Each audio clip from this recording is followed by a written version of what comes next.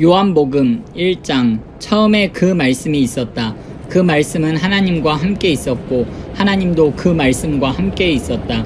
그 말씀이 곧 하나님이셨다. 그 말씀은 첫날부터 하나님을 위해 준비된 말씀이었다. 모든 것이 그분을 통해 창조되었다. 그분 없이 창조된 것은 단 하나도 없었다. 존재할 수 있도록 한 것은 바로 생명이었으니 그 생명은 삶을 유지하는 빛이었다.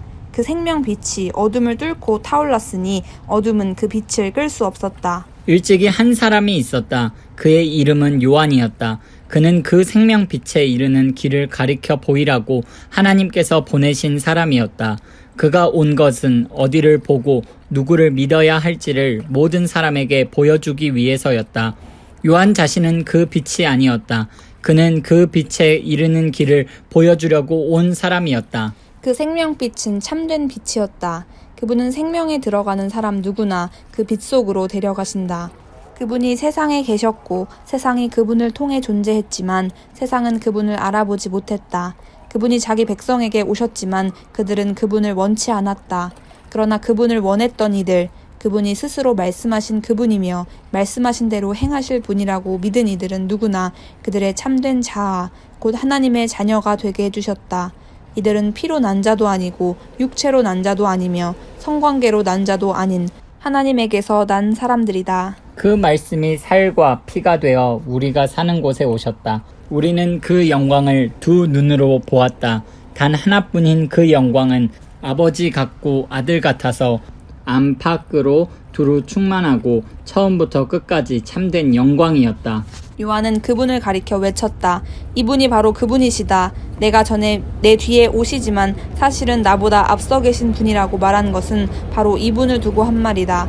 그분은 언제나 나보다 먼저 계신 분, 늘 먼저 말씀하신 분이기 때문이다. 우리 모두는 그분의 충만한 은혜, 끊임없이 베푸시는 선물에 의지해 살아간다. 우리가 기본적인 것은 모세에게서 받았지만 이 풍성한 주고받음, 이 끝없는 알과 깨달음, 이 모든 것은 메시아 예수를 통해 받았다. 이제까지 하나님을 본 사람, 어렴풋하게라도 그분을 본 사람은 없었다. 아버지의 심장에 계신 분, 단 하나뿐인 하나님의 모습이신 그분께서 하나님을 대낮처럼 분명하게 드러내 보이셨다. 예루살렘의 유대인들이 제사장과 관리들을 요한에게 보내어 그가 누구인지 물어보았을 때 요한은 아무것도 숨기지 않았다. 그는 그 질문을 얼버무려 넘기지 않고 사실 그대로 말했다. 나는 메시아가 아니다. 그들이 다그쳐 물었다. 그렇다면 누구란 말이오? 엘리야요? 아니다. 예언자요? 아니다. 그들은 화를 내며 말했다. 그렇다면 누구란 말이오? 우리를 보낸 이들에게 전해줄 답변이 필요하오. 무엇이라도 좋으니 당신 자신에 대해 좀 알려주시오. 나는 하나님을 위해 길을 곧게 하라. 고 광야에서 외치는 소리다. 나는 예언자 이사야가 선포한 일을 행하는 것이다. 요한에게 질문한 사람들은 바리새인들이 보낸 이들이었다. 이제 그들은 자신들이 궁금해하던 질문을 던졌다. 당신이 메시아도 아니고 엘리야도 아니고 예언자도 아니라면 세례는 왜 주는 겁니까? 요한이 대답했다. 나는 물로 세례를 줄 뿐이다.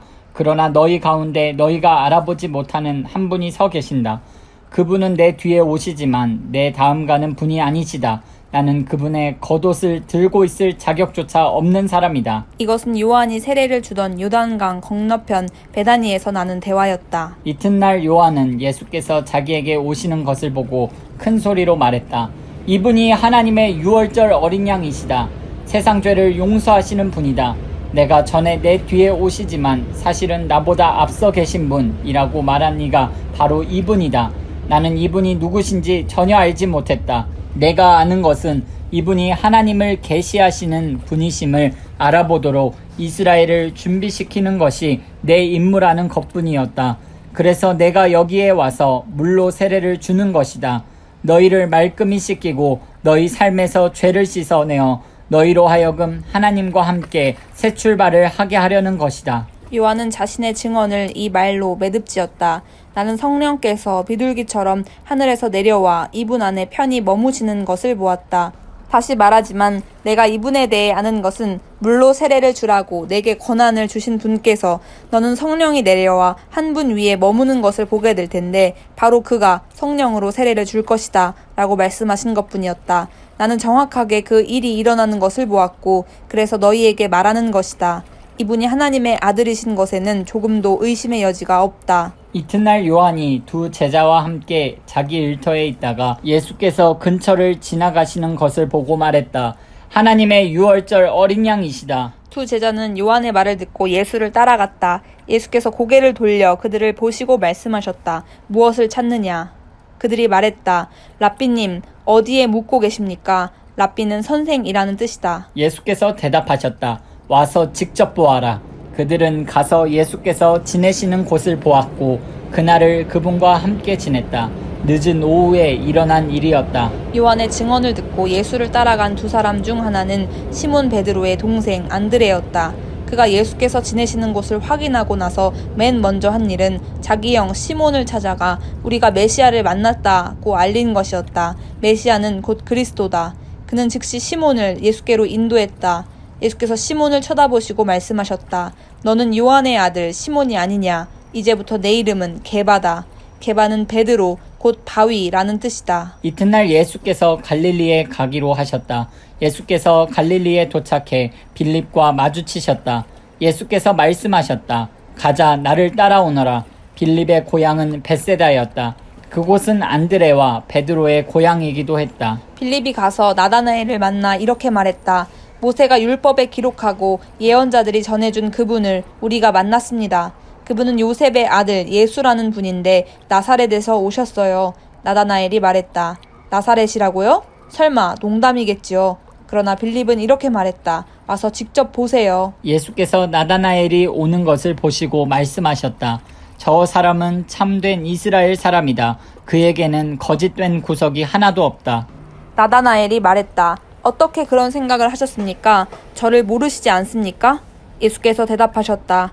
빌립이 너를 이곳으로 부르기 오래전에 내가 무화과 나무 아래 있는 것을 보았다. 나다나엘이 큰 소리로 말했다. 랍비님, 선생님은 하나님의 아들이시며 이스라엘의 왕이십니다. 예수께서 말씀하셨다. 내가 무화과 나무 아래 앉아 있는 것을 내가 보았다고 해서 믿는 것이냐?